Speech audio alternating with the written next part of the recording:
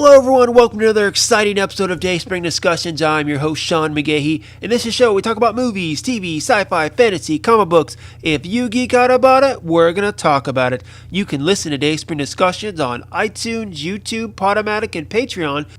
And contact Dayspring Discussions on the Facebook group, Twitter account, and dayspringdiscussions@gmail.com. Well, happy Tuesday everyone, guys. It is a glorious morning. Well, maybe not so glorious here in Austin, Texas. It's a little cold, the sun's not shining, and it's trying to rain, but it is a great day because guess what? Oscar nominations came out today. I'm going to get into that in just a few minutes and why I'm super excited and why you should be too. But first, let's do a little recap of the weekend, guys. As I said last time I was here, new episodes of Young Justice came out on Friday. Again, did not disappoint. If you're not on the show, I preached about it enough. I don't know if I can preach any more about it. It's great superhero TV, guys. You gotta check it out. Secondly, Glass came out in theaters. Not doing very well as far as reviews. It's only at 37% or 36% on Rotten Tomatoes, so not that great. I don't know. I still haven't seen it. And then something else I still haven't seen. Punisher Season 2 came out on Netflix. A couple people I know have watched it, said it's pretty good. But here's where my confession comes in, guys. I really think that I'm not going to see Punisher Season 2 or Glass anytime soon. I know. They are right up my genre, exactly kind of things I should be watching, especially if I run a podcast or a show such as this. But I made a resolution in 2019 that I was going to stop wasting my time on things that I don't like as far as viewing. Okay, TV shows that I watch that are of the sci-fi, fantasy, and superhero genre that I watch simply because that's the stuff I like, and because I run a show such as this, I like to keep up to date. But there is so much good TV out there. There are so many good movies out there, and granted, of course, I watch and rewatch stuff more than I should. Like right now, I'm in the middle of my Game of Thrones series rewatch, and that's an Achilles heel, but that's more like comfort food, I think, for me. I recently dropped a couple of shows which saddened me to drop. One of them was the X-Men show The Gifted on Fox. Another one was the newest Star Wars animated series, Star Wars Resistance. And it pains me to do this because there are three things that I'm a huge fan of that I always say if you get me talking about it, I will talk forever. One of those is Star Wars, one is X-Men, and one is Superman. So the fact that I've dropped an X-Men show and a Star Wars show saddens me, but I was watching these shows just out of habit, and there's so many other shows that I want to watch. That I have a full-time job, I have a family, I like to exercise regularly, I have limited time in my life, so unless I crave to watch something every week or when it comes out, I try to let it go, and I'm sorry, I had to let these things go. Now, Star Wars Resistance, I think I might try to binge watch when it comes out, full seasons, but week to week, I don't think it's worth it, to be honest, at least not from what I've seen of those first 5 or 6 episodes that I watched.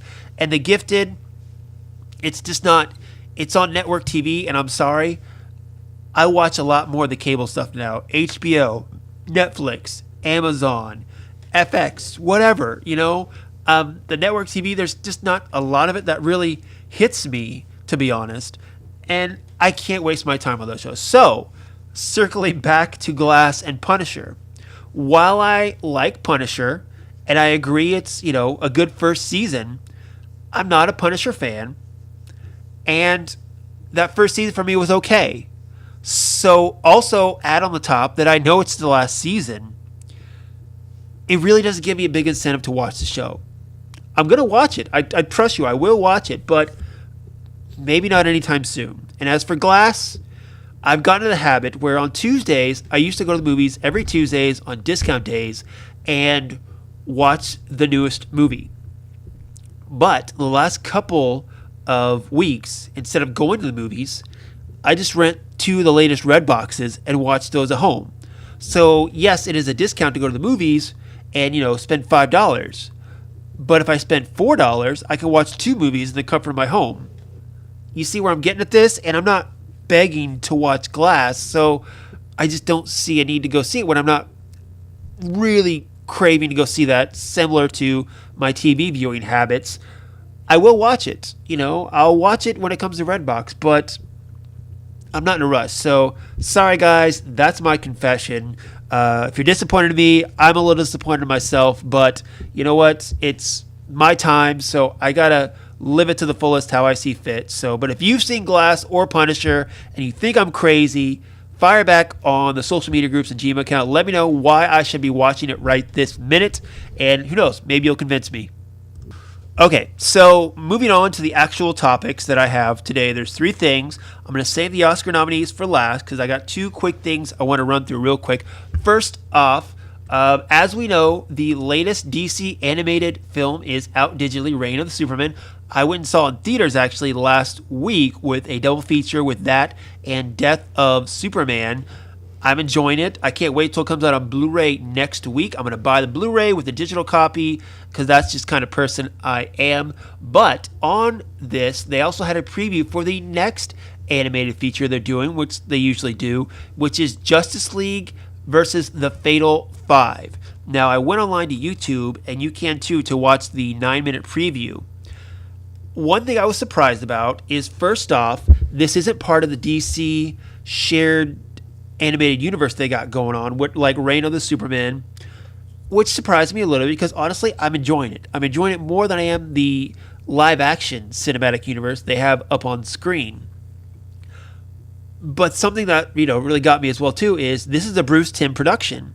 I'm not sure if he's directing it. I know he's helping produce it, and in that it's got Superman, Wonder Woman, and Batman back in the original voices of Kevin Conroy, George Newbern, and Susan Eisenberg back to do their voices. So really, with the animation style, the return of the voices, Bruce Timm running the show, it's almost like a continuation of the Justice League animated series that we got all those years ago, which excites me, definitely. They're throwing up some new characters like Mr. Terrific, you got the Legion of Superheroes, and of course you got the newest Green Lantern in there, Jessica Cruz, as kind of the head figure in all this, and they're taking on the villain group known as the Fatal Five. Now, like I said, you can go on YouTube and watch all this. Does this really get me excited? The fact that it seems like it's all the Justice League original crew does get me excited. I mean, like I said, I'd much rather see a continuation of the DC animated shared universe that I've been enjoying the last couple of years, and we will get that. I mean, if you've seen Reign of Superman, you've seen the post-credit scene, we're getting more of that stuff, which I'm happy for. But to take a break, step back into that Justice League animated universe sounds like good to me. Again, not super excited, but what gets me excited is the original crew, and with Bruce Timm, you're going to get at least decent quality programming. So go online, check that out. Fire back, guys, and let me know what you think about it. Okay, guys, so the last thing I want to talk about before I get to the Oscar nominees is this new Shazam teaser that came out online. It's about 1 minute long. It's not a full trailer, but it is a couple of new pieces of footage that we haven't seen. The film comes out April 5th, stars Zachary Levi and Mark Strong, and of course is based off the DC Comics character Shazam.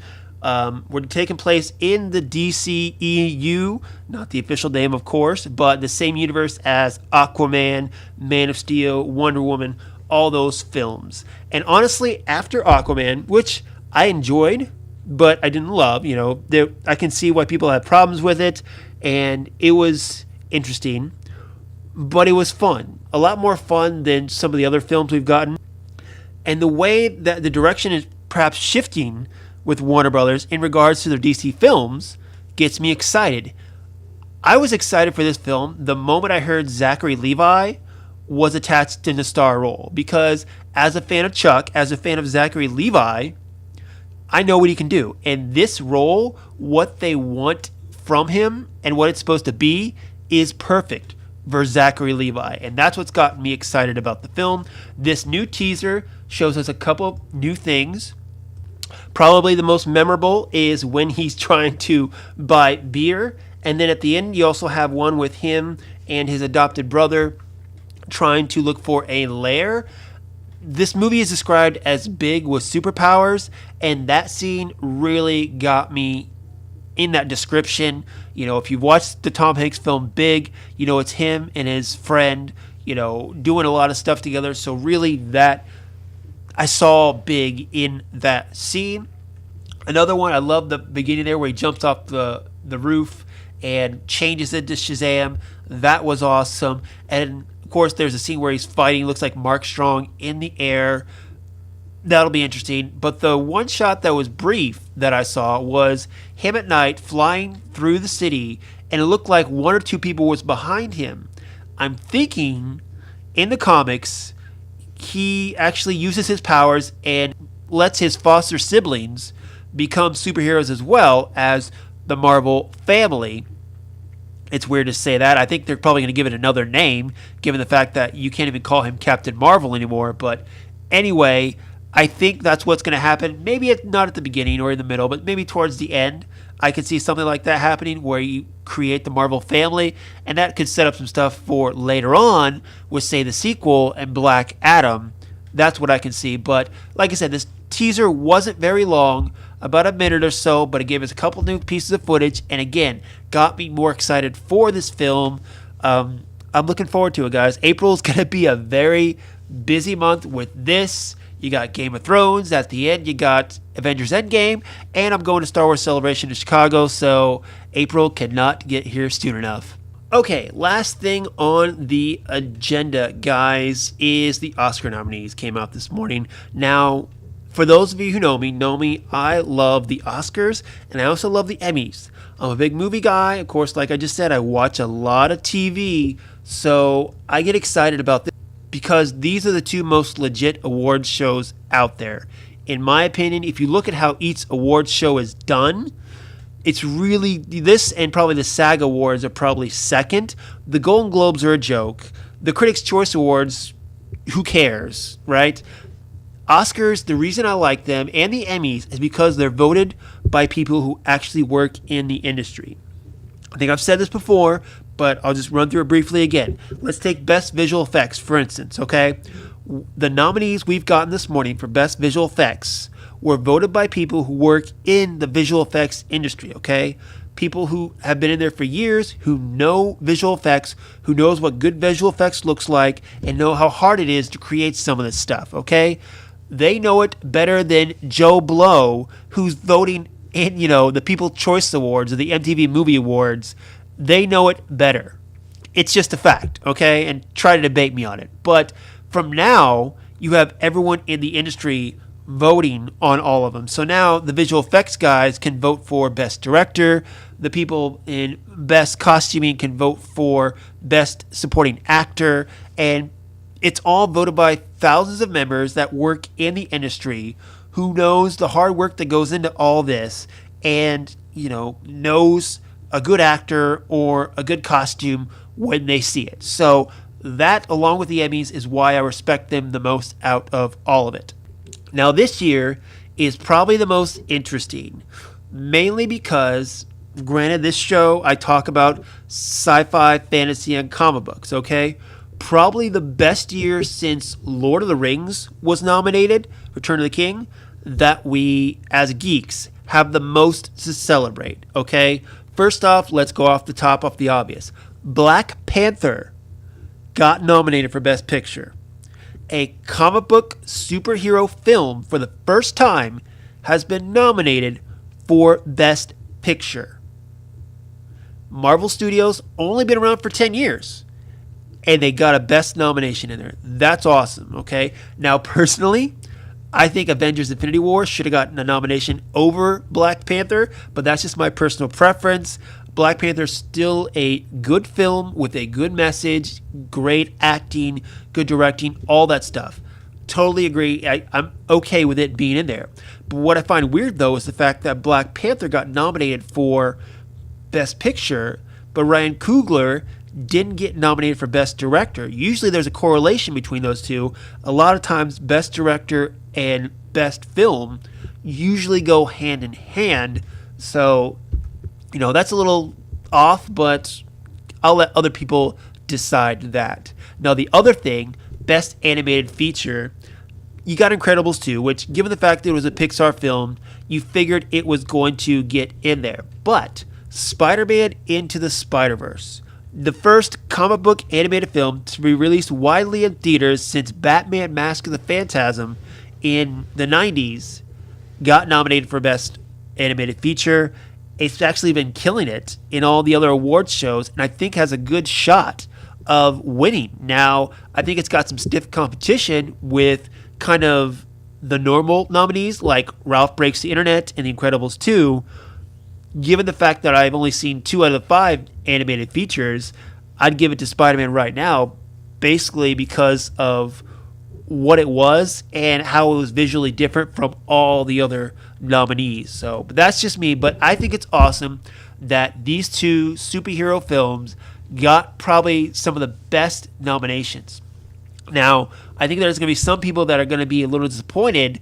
Some of the Best Picture nominees, like If Beale Street Could Talk, that's probably one that some people are going to raise a fuss about, that it didn't get nominated for Best Picture. But I have heard online people talking about how a lot of the Best Picture nominees are movies they've actually seen. I mean, Bohemian Rhapsody and Black Panther, those are 2 movies that my wife has actually seen. And when it comes to the Best Picture nominees, she really hasn't seen any of them in that instance. Now, for me, the last couple years, I made it a point to try to watch all the Best Picture nominees before the Oscars come out.